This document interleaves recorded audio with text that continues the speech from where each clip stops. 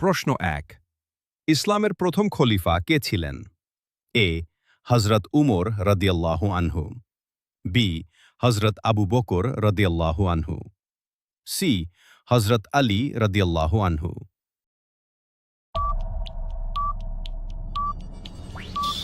সঠিক উত্তর বি হজরত আবু বকর রদিয়াল্লাহু আনহু। প্রশ্ন ২। কাবা শরীফ কোথায় অবস্থিত? A Medina, B Jerusalem, C Mecca.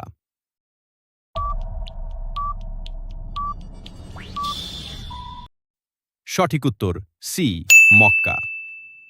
চ্যানেলটি সাবস্ক্রাইব করুন এবং আমিন লিখুন কমেন্টে। প্রশ্ন ৩। রমজান মাসে কোন ইবাদত ফরজ? এ জাকাত, বি রোজা, সি হজ।